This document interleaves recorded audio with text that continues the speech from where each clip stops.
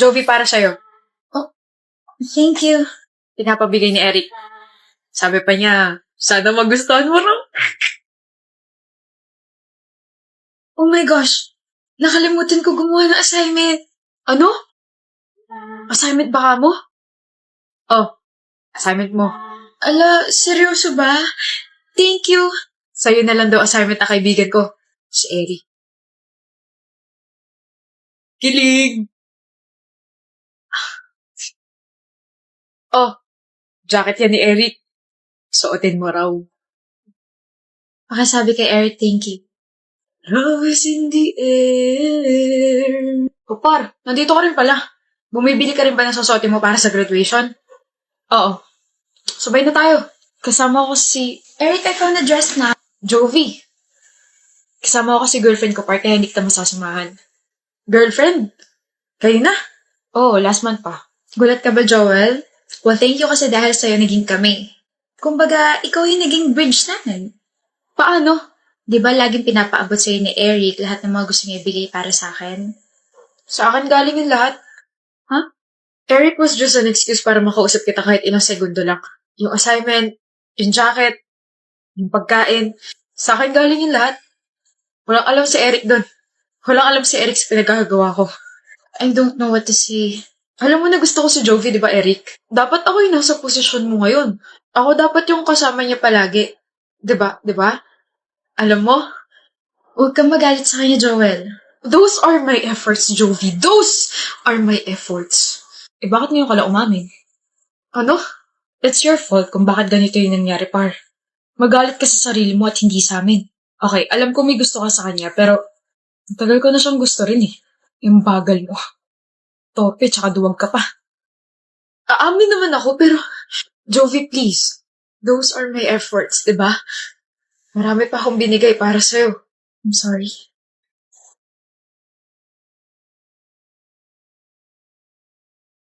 Alam ko namang ikaw yung nagbibigay ng mga yun eh. Kaso sa sobrang tagal mong umami, sa iba na ako nagkagusto. Girl, ang haba ng buhok mo. Yung heartthrob ng campus ni Yaya ka sa isang date. Honestly, crush ko siya and nagulat talaga ako nung niyaya niya ako kanina. So, pumapayag ka na ba this Saturday? Yes, magpasalamat ka sa akin at ako ang nag-push sa kanya para i-date ka kasi torpe yung tropa kong yon. Just wait for him to confess and happy ending na kayo. Mela? Oh, how's your date with Fred? Nag-enjoy ba kayo? Hindi niya ako sinipot. Hinintay ko siya ng 5 oras pero hindi siya dumating. What? Why? I don't know. Baka hindi niya talaga ako gusto, Mela. Baka naman ba yung suot mo? I really hate your style. Sinasabi mo ba nakita niya ako noong Saturday pero dahil sa suot ko hindi siya tumuloy? Kung ako rin naman nasa posisyon niya, hindi kita lalapitan at papatulan. Siyempre mahihiya akong kasama ka kasi ang batoy mo. Bakit? You really think na magkakagusto talaga sa'yo si Fred? Girl, wake up. Wala ka sa Wattpad. Why are you doing this to me? Nakakairita ka. Nakikita pa lang kita, nasusuka na ako sa'yo. Magkaibigan tayo, Mela. Huh? Hindi tayo magka-level tanga. Good job, Fred. Napahiya mo ng bongga si Vina. Huh? You ditched her last Saturday, diba? Sobrang ilusyonada niya kasi. She needs to know her place. Wala nangyaring ganun. Huh? Natuloy kami na Saturday. Sobrang nag-enjoy ako kasama siya. Sobrang komportable akong kasama siya. I'm glad you pushed me na yayain siya. Hindi ko sinabing mag-enjoy ka. I told you na yayain siya at pagkatapos nun, hindi mo siya sisiputin dahil ang goal natin ay mapahiya siya. Pero hindi ako ganung klaseng tao. You are useless. And you are insecure. What? Bakit ba ayaw mo sa kanya, Mela? I hate everything about her. She's baduy. Pangit niya na nga, pangit niya pa manamit. Maganda kaya si Vina. Tsaka hindi siya pangit manamit. Wala ka lang taste. Can't believe you. Iba sinabi niya sa'yo? Sorry, pero sinadjust ko kasi na sabihin niya sa'yo na hindi ko siya sinipot. Pinagkaisahan niyo ako? Why? Parang malaman niya na may peke sa paligid niya. Nga pala, hindi tayo magtropa, Mela. Wala kasi akong kaibigan na may ugaling nakakakilabot. I hate you so much, Vina. And you too, Fred. What a surprise, Heidi. You look like a mess. My husband's not here. Baka nang bababae pa ulit. Bigay mo na sa akin asawa mo, Zanea. Seryoso ba? Pumunta ka rito para sabihin lang yan? Hiwalayan mo na siya. Ako na mahal niya. Tone down your voice. Baka nakakalimutan mo nandito ka sa pamamahay ko. Ibigay mo na siya sa akin. Kailangan ko siya. Anong pakiramdam mo sabihin ka ng asawa ko na mahal ka niya pero sa akin pa rin siya umuwi? Sa'yo siya umuwi kasi wala siyang choice. Sa akin siya umuwi kasi alam niya sa sarili niya na lalo siya nagiging walang kwentang tao kapag kadikit ka niya. Ano sabi mo? He's nameless without me. He's unworthy without me. Hindi siya karespe-respeto kapag wala ako sa tabi niya. Lahat ng mga ginagastos niya sa'yo, galing yun sa kumpanya ko. Ibig sabihin, wala siya magiging pera kung iiwan ko siya. Hindi mo rin naman siya kayang buhayin. Balita ko bumagsak kumpanya mo. Sino bang may gawa? Ay, ako nga pala. I pulled out your investors para sa akin sila mag-invest. Very matalino, di ba? Bukod doon, itinakwil ka na ng buong pamilya mo dahil sa kahiyang dinulot mo sa kanila. Dahil isa kang kabit. Sila pang humingi ng tawad sa akin dahil sa ginawa niyo sa akin ng asawa ko. Ang kapal na mukha mo. Ikaw ang makapal na mukha. Pumunta ka rito para sabihin ibigay ko na sa iyong asawa ko. Ako na ang mahal niya. Walang nagtatanong. Walang may paki. Hiwalayan mo na kasi siya. Hindi naman na kayo masaya eh. Para sumaya kayo? Yok, ayun nga. Well, hindi ko naman na mahal ang asawa ko. I already have my peace of mind kasi alam mo yun. Pa-travel-travel lang ako. Pa-shopping-shopping. Masaya ako sa buhay ko ngayon. Pero kayo, hanggang sa mamatay ako, nakakabit ang salitang manloloko at kabit sa inyong dalawa. You'll never be happy.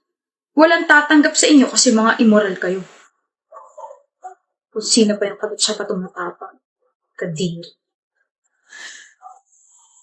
Si Ninzen, si Naya, kaibigan ko ng high school.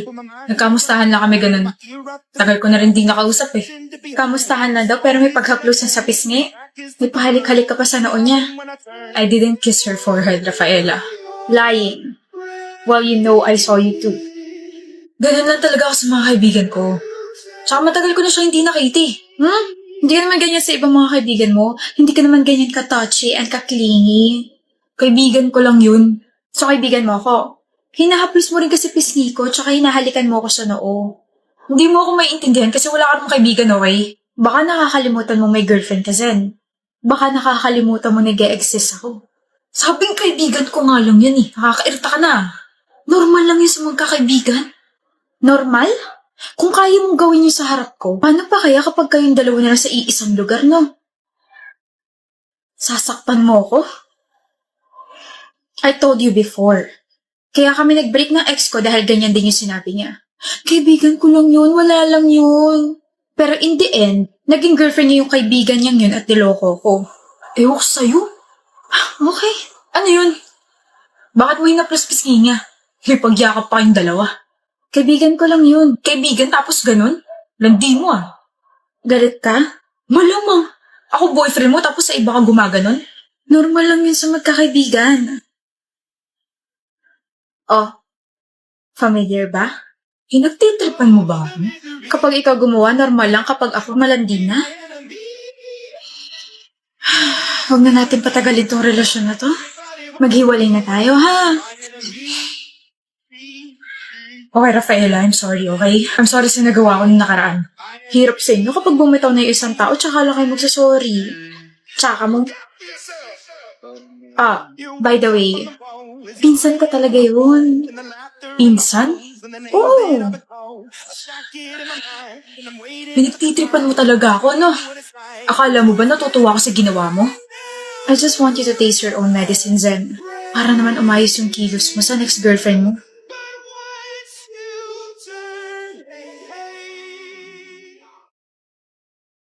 East! Kanina ka pa nandyan? Ano sinabi sa'yo ni ma'am? Pinagalitan ako sa quiz tsaka sa pagtulog ko. Teka, bakit mo gusto malaman? Para kasing kasalanan ko kaya ka napagalitan eh. Bakit mo naman naisip yan? Mori, pasensya ka na kung palagi mo akong iniisip kaya napanaginipan mo ko. Ano? Pasensya ka na kung nahulog ka sa akin, na you can drive me crazy. And I'm sorry kung shy king ka lang. Nangaasar ka ba? Uy, hindi ah. Hindi ako ganong klaseng tao. Pero totoo ba nagsasalita ko habang tulog kanina? Oo, ang dami mo pa nga sinabi. Gumagalaw pa pati katawan mo. Diyos ko. Hala, nabangga ako sa hangin. Hala, ikaw pala yan, Amory. Grabe ka na. Don't tell me, pati yan nasabi. Nakakahiya. Teka, lakas mo mang asar ah. Baka kala mo nakalimutan ko na yung sinabi mo kanina. Alin dun? Yung may gusto akong iba o yung may laway ka pa sa gilid ng labi mo? Inulit pa nga. Totoo naman kasi may laway ka pa sa gilid ng labi mo. Oo na. Di na kita crush. Heartbreaker. Panaginip breaker. May gusto akong iba. Alam ko, okay? Hindi mo na kailangan ulit-ulitin. Kaya nga hindi na kita crush. Amory, Ano? may gusto akong iba. Oo na. Kaya ka mababa sa quiz kasi slow ka eh. Iba na nga gusto ko. Ano bang pangalan mo? Amory Ibanez. Tanggalin mo yung Nyez. Amory Iba. Oh, May gusto kang iba. Iba? Iba. Amory, may gusto akong iba. Nyez. May gusto ako kay Amory Ibanez. Iba. Ang pangit mo umamin, nakakabobo. Gusto mo turuan kita ng mga banat? Grabe ah. Then pwede mo ba akong turuan ng mga banat mo? Aray! Bakit? Nang hina tuhod ko dahil sa'yo.